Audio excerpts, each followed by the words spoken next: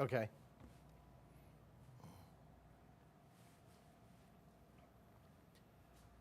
Hi, everyone. Welcome in to Brett's Beach Ball Forecast here on a Friday night, heading into the unofficial start of summer, the long Memorial Day holiday weekend. Of course, we start thinking about heading to the beach and heading to the lake and all of those types of things. So we'll start here tonight by talking about the 2025 National Oceanic and Atmospheric Administration Tropical Storm and Hurricane Outlook. The average number of named storms is 14. Number of hurricanes is 7, major hurricanes 3. NOAA put out its forecast yesterday. The May forecast, of course, this will get updated as we head deeper into the season. But right now, 13 to 19 storms. So you could be below average. 6 to 10 hurricanes, again, could be below average, and hurricanes 3 to 5. So it could be right at average or above. Also, in those named storms, could be quite a bit above, all the way up to 19 storms. What's going on, and this will be highly dependent on whether or not we're looking at El Nino or La Nina. El Nino tends to suppress tropical storm and hurricane development, while La Nina, we tend to see a more active season. Well, right now, we're in neither. We're sitting right there in the middle of both, and so we'll see if we tend to trend one way or the other.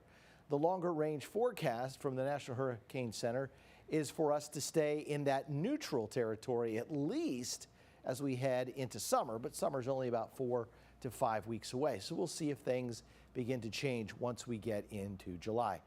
In the next week to 10 days, a lot of confidence that the Atlantic Basin, including the Gulf, all the way out through the Caribbean and into the Eastern Atlantic, will not have any type of tropical development.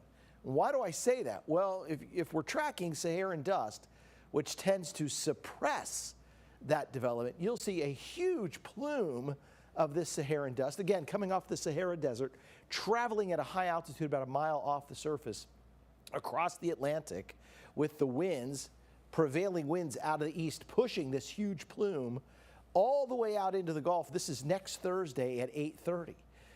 So anywhere in here across the Yucatan, so if you're cruising down to the Yucatan, if you're going to Costa Maya, Cozumel, maybe all the way down to Belize, think about this. You're going to look at this hazy kind of sunset while you're down there next week. But it also suppresses hurricane development. So we should not have any storms, at least in the Atlantic Basin, over the next, say, week to 10 days. However, in the Pacific, so you go out here, southern Mexico, you're looking at San Salvador, San Benito.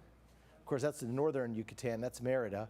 But this storm here, this area here in the next 7 days has a 70% chance of seeing tropical development. That storm would likely move out to the west. It could get picked up by the trade winds and pulled north toward California, could get absorbed into our westerly flow, but that's several days away. But right now, next 7 days, 70% chance to see perhaps what would become Tropical Storm Alvin in the Pacific. Again, Atlantic has different names than the Pacific, okay? Here, the eye on the tropics, I showed you that huge dust plume coming in. There's just not a lot going on. You've got some cold front coming off the East Coast. You've got fairly weak development around the area, some clusters of thunderstorms down in Central America. That's it for right now. 2025 Atlantic season names. Okay, so I mentioned the one out of the Pacific. In the Atlantic, you got to go through Andrea, Barry, Chantal, Dexter, Aaron, Ferdinand, Gabrielle, Umberto, Imelda, Jerry, Karen, Lorenzo, Melissa, Nestor, Olga, Pablo, Rebecca, Sebastian, Tanya, Van, and Wendy. So you got from June 1st, which is typically thought of as the start of the hurricane season, all the way through the end of November. So a lot of names out there. If we're going to get to that average, about 14 names, you're talking about getting all the way up to about Nestor this year. If we go all the way up to 19, well, then you've got 15, 16, 17, 18, all the way to Tanya. So that's a possibility to get all the way to Tanya. Tropical trends, again, we came through the middle part of May. Sometimes there's a little blip there in the middle part of May. We did not see that this year. We're going to get to June 1st. That's the start of the season. It's fairly quiet through July, starts to pick up. The peak is September 10th. There's a secondary little, after the tropical development wanes a little bit, there's a secondary little peak here around October 20th, and then it just gradually fades away. Sometimes it goes into December, but traditionally or typically the season ends around November 30th. All right, so something that we'd be looking at for the potential development would be warm water depth. Typically, you want the water temperature to be about 80 degrees or above, and the deeper the water depth, the better chance you would have of seeing some tropical development. So it's kind of there off the coast of Central America toward the Yucatan Peninsula. But remember, there's a big plume of dust coming across. Again, that should suppress the development. You need energy in the atmosphere, and boy, oh boy, there is tons of that across the Eastern Caribbean, Western Caribbean, into the Gulf, and even across the United States. Of course, that's why we're going to see rain and thunderstorms starting Sunday and continuing Monday, Tuesday, Wednesday, Thursday, and Friday of next week. So there's a lot of energy, a lot of heat for a tropical storm to develop, but there's just not anything. There's no spin in the atmosphere.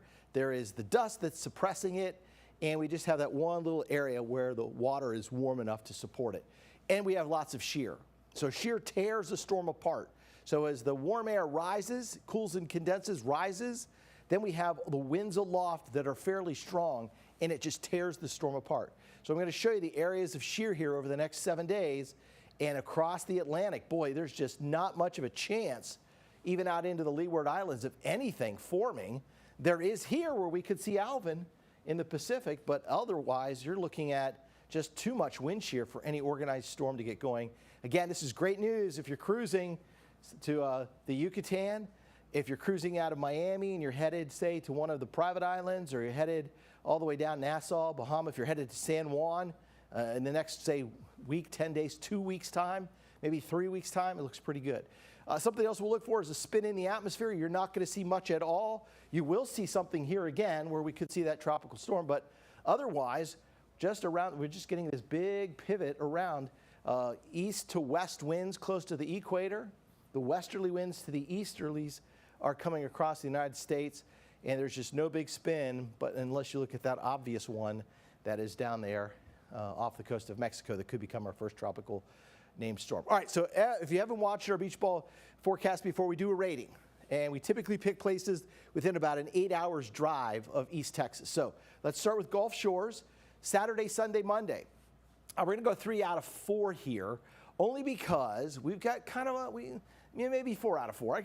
We could up this. We had quite a bit of wind down at South Padre Island. That's why I pulled that down to a 3 out of 4. It's windy on Memorial Day. It's not particularly super warm, highs in the mid-80s. That's not bad. So Gulf Shores, let's go 4. South Padre Island, we keep that at a 3 out of 4 on the beach ball rating. Galveston, cooler temperatures, some isolated thunderstorms by Monday, so we'll go at 3 out of 4 there. Port Aransas looks better, just a little windy. I mean, we've got strong southeast winds here, about 20 miles an hour each day. So 3 out of 4 there, still not bad. I mean, that's pretty nice. And for our beach ball rating for Destin and Gulfport, we've got a 4 out of 4 over at Destin with temperatures in the mid-80s and dry weather through the holiday weekend, and Gulfport looks pretty much the same, partly cloudy, temperatures in the mid-80s. So that's really, really nice. If you have a suggestion for a destination that you'd like to know about, let me know. If you're headed for a cruise, we'll try to include that in one of the beach ball forecasts. All right, I want to take a look at the forecast here for Memorial Day weekend. We're going to primarily just spend more time on East Texas. There's a cluster of thunderstorms, rounds of thunderstorms with a stalled boundary here. So Memorial Day, chance of rain. Tuesday, Wednesday, Thursday, chance of rain. We finally get to Friday. The front pushes down to the Gulf Coast. We clear out for the weekend in East Texas as we get into the first few days of June. But Memorial Day weekend here, mostly sunny up to 93 degrees. Afternoon thunderstorms Sunday, 40% chance. And Memorial Day, we have an 80% chance of rain. Severe weather outlook, not sure why that popped up there, so I'll just go back. We do have a chance to see some strong or severe thunderstorms coming up on Memorial Day. All right, well, that's a look at your beach ball forecast. Hope everybody has a happy or shouldn't say happy, but because it's a commemorative weekend, but I just want you to have a safe Memorial Day weekend. And make sure that you continue to check back in here with CBS 19 for the latest update throughout the weekend. You can also download our CBS 19 mobile app and continue to watch forecasts on CBS 19 Plus. Have a great weekend, everyone.